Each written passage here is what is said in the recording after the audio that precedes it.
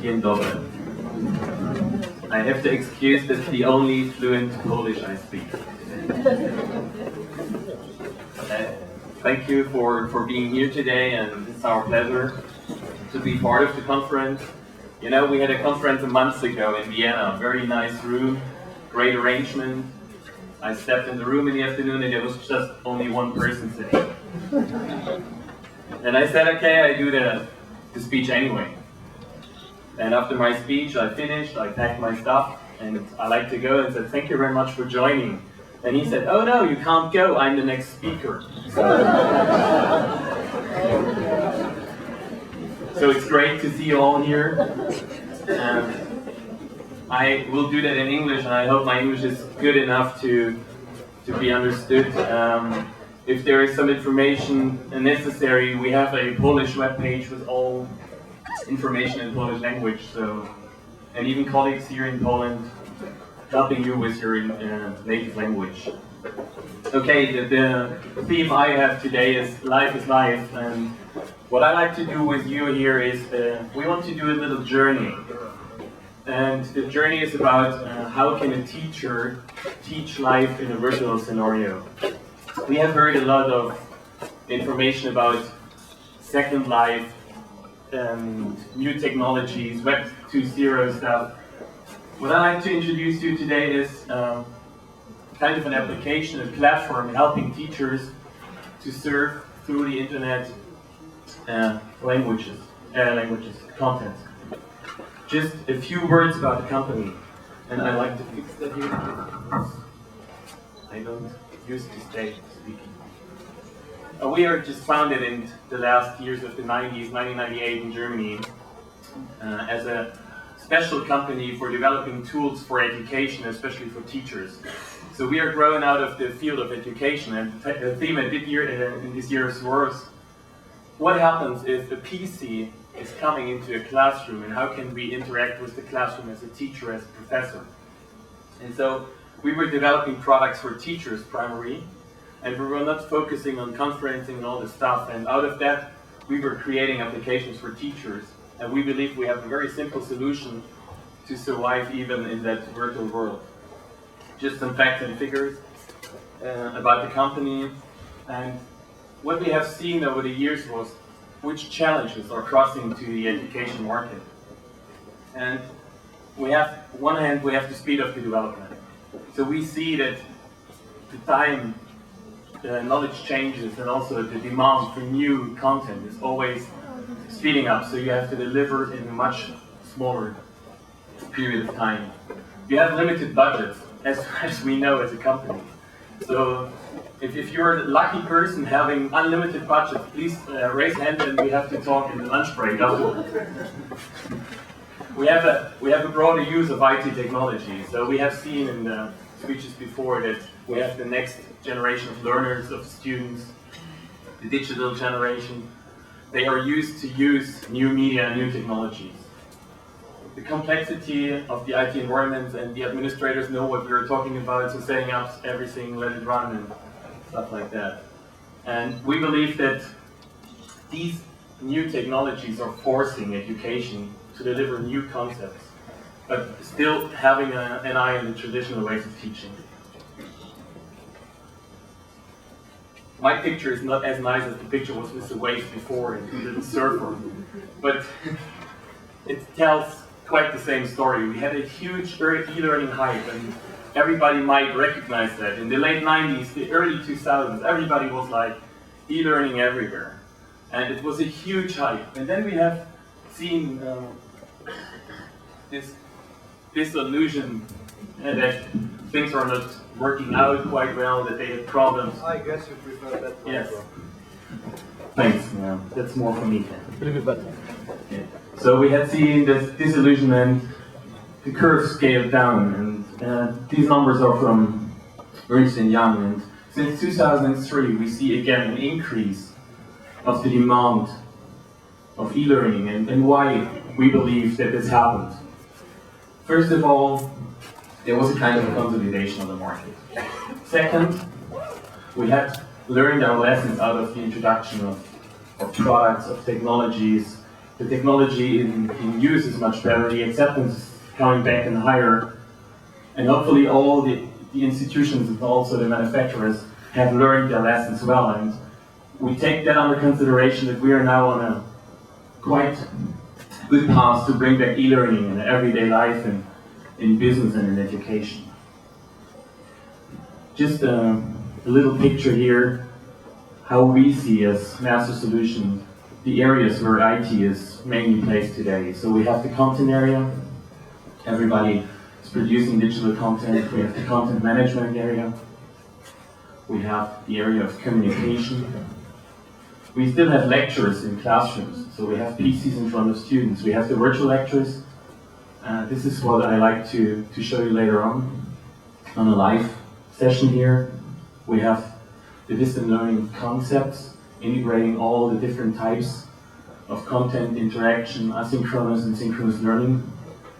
But nevertheless, we also have to talk about security, so software security, security of the hardware, who can log in and can see the content if I have some critical stuff I don't want to spread just all over the world. Out of this, and this is the view we have in that area, we have created what we call our education cycle.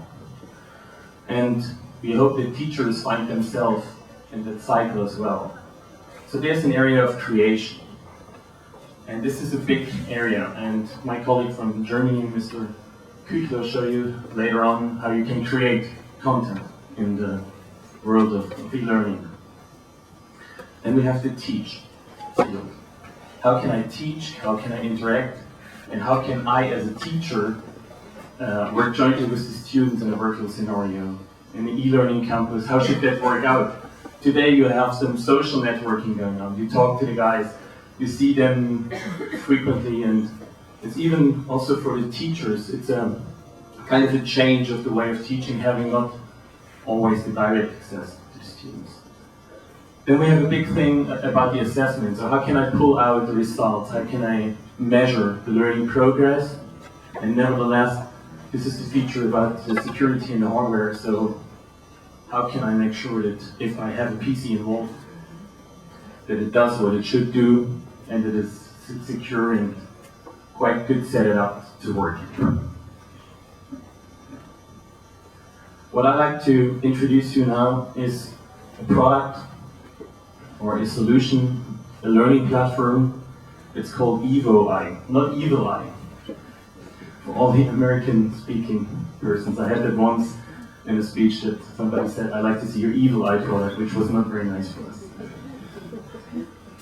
EvoEye is the evolution of a product we had created for the classroom. It was called the MasterEye. MasterEye was the product the teacher had to see what's going on with students, PCs. And out of that, we developed, together with some customers and partners, a product called EvoEye, Evolution of Classroom Learning. It links to existing platforms we have heard about, Moodle and all these things, so you can just plug it in and use that as your virtual campus.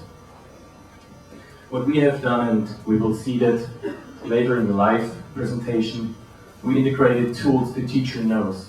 So what we have seen a lot in the virtual learning scenarios, that teachers just narrowed behind keyboards. They were just sitting there talking with headsets, but they could not act as a lecturer, as a teacher. So we implemented the ideas of the real world of a teacher and like to transport that into the virtual classroom environment to even lower the hurdle. Excuse me. To lower the hurdle the teacher has to take to step in virtual learning, to have the chance to broadcast himself the first time without learning hundreds of lessons about controlling IT.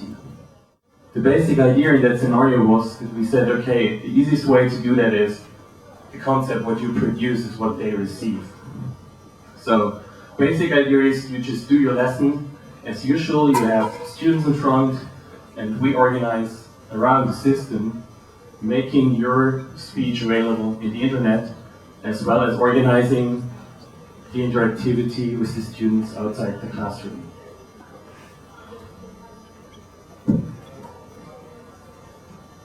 The basic idea was that if you have a bigger audience and you have a virtual learning environment, you need to manage the escalation and the questions from the students out of the class.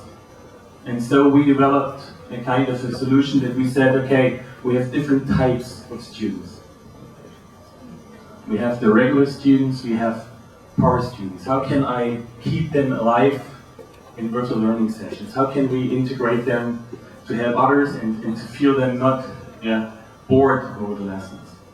We can integrate assistants and help desks, helping to manage the feedback out of the classroom, that only the valuable activities are escalating to the professor.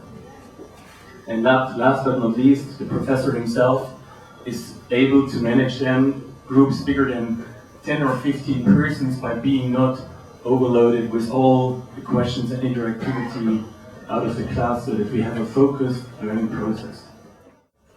This picture shows one of customer example we did with the Academie in Munich. This Academy had at the peak 650 students in one virtual lecture.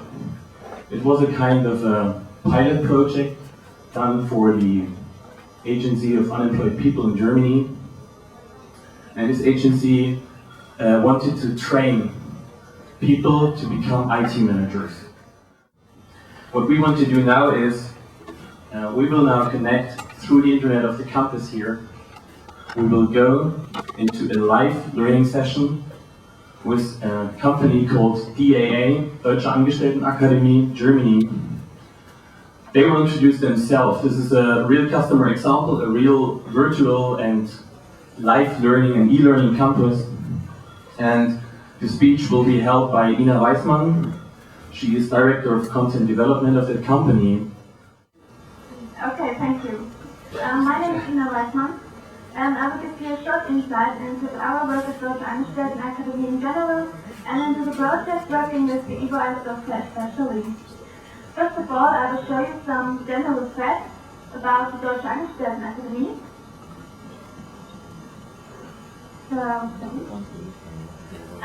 As you can see, there are 141 branch offices and over 270 locations in Germany existing.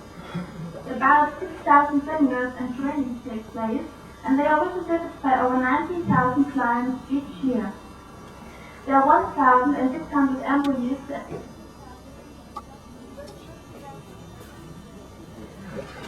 At last, we can say that 3.4 million people improve their chances for a better professional future with our help. So after these general facts, I will tell you something about the project I'm working for. It is called the MDS, Modulares Weiterbildungssystem. That means it is a system for further education and training based on modules. It allows the organization of short seminars and workshops, of further education courses until 12 months, and of free training, which takes 21 to 24 months. Depending on the regional demands of the labor market and on the individual interests, clients can define their individual and different learning contents and learning aims.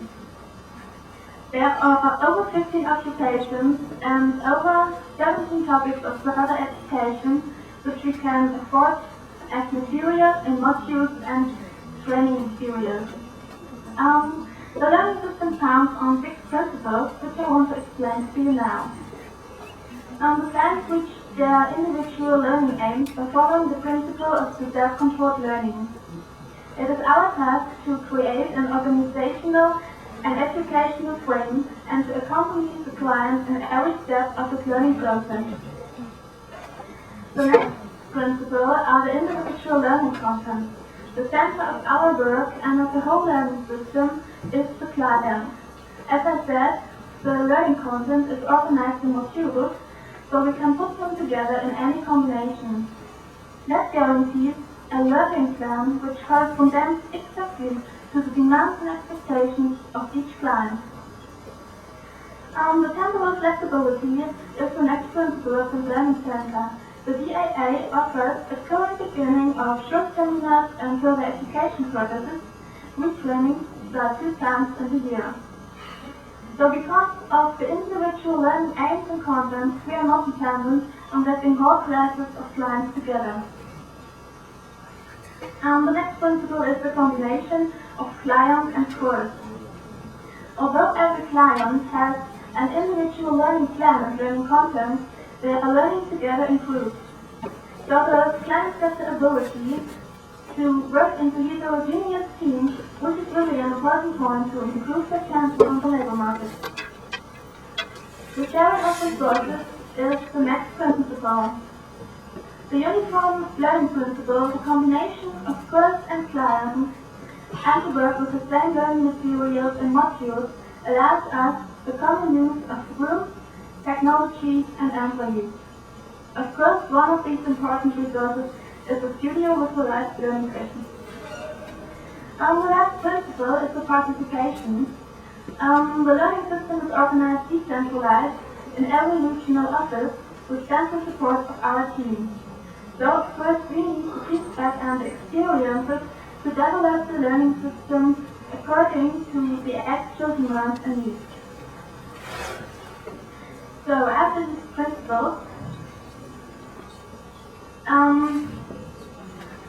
into the studio we produce until now mainly live sessions for the retraining because they need specific contents of professional trainers, and the studio allows us the engagement of professional trainers for every client, even if there are only 2 or 3 clients of this occupation in each region of Germany.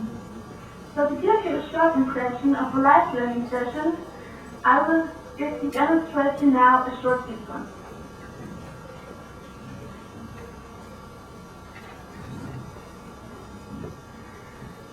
So, welcome to our next learning session.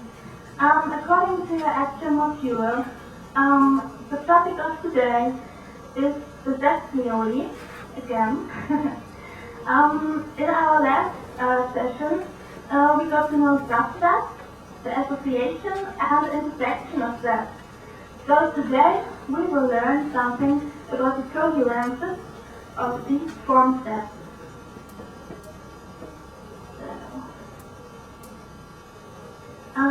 I will show you that you can ascribe the concept of a subset to the formation of intersections and associations of sets. To give you an imagination of this coherence, I have a little example for you. So I hope that we do that right. We have a lot of professors here in the room, and I hope the example will be correct today. Oh my god. No, it's just an example. We have 2 sets given.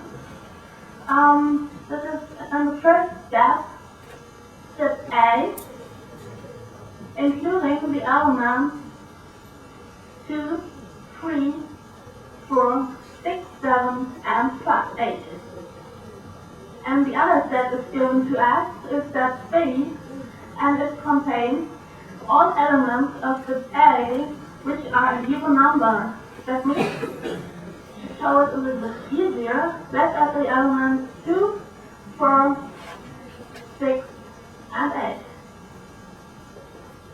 So, what we know since our last slide session is that set B is a subset of set A, because every element which is included in the set B exists also in set A. So we can write this down as our first point, set B is a subset of set A. In the next step, we will create the intersection set of our both sets.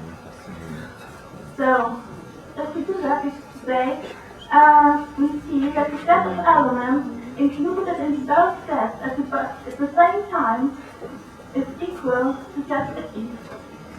So I can mark this for you.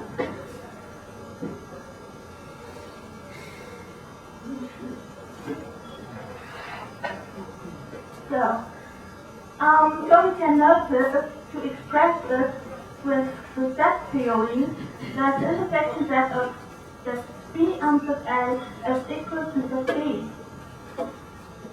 But that's not all. There is another way to express the relation between our two sets, and this is that we can find when we take the association of our two sets. So the association of our two sets is equal to set A, because all elements, the set of all elements which are either in group A or in set B is equal to set A. So these are our three declarations. As you can see, these three declarations are different declarations for our two sets. But this coherence doesn't work only for our examples. It works for every combination of them. And now it will be your task to prove that on your own. You find the declarations and the task in the learning materials and the learning center, and we will get them into the next slide session. Thank you. Thank you.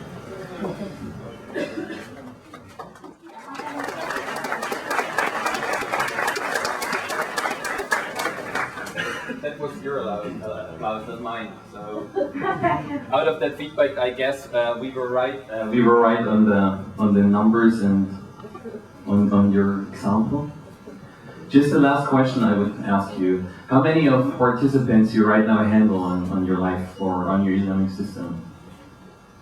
Well, actually, we can say at the moment there are over 10,000 persons which have logged in to our learning center, and we are regularly working on it. Okay. So I just want to make a last point. We haven't seen an avatar so far, and nobody out of Second Life. This is a real teacher over there in Germany. I'd like to thank you very much and your team for giving us the chance to join your training this morning and giving me a hard time by being 2 minutes too late here. So thank you very much. Bye-bye. Bye. I hope being on time by having the last slide here, conclusion. Thank you for joining Ms. Weissmann. We know that technology and learning, life learning technology, this might be not the first time that you have seen that, but what we like to transport is the idea, and you have seen that she was in front of a whiteboard. She has usually 2 or 3 students in front of her, and she can just act as a teacher. And with this example, and if somebody wants to touch that, we have even a mobile solution with us, so we can do that in the afternoon breakout session. If somebody wants to join and produce his first live learning, he is highly recommended and welcomed in the afternoon. Okay, just some phrases, I guess, some points. We believe that the traditional way of teaching will not really replace someone, but we believe that the technology will influence it, and it will end up in a new learning and teaching process somehow. And we believe also that the new technologies will open new horizons of teaching. We have seen a lot of opportunities in the morning sessions as well. The virtual and the traditional teaching will melt into new concepts. And also the universities have to manage this evolution of teaching and learning and the challenges in the future. The last I'd like to add is we have a breakout session at 4:40, where we want to show you a little bit more in a kind of a hands-on lab scenario. How can you increase the productivity of computer teaching? If you would like to join, we would welcome you very much. I guess we are right in front of lunch break. Thank you very much for the audience, and yeah, have a good last part of the conference. And I guess now is a question and answer session. No, it's skipped. So then have a good lunch. Thanks.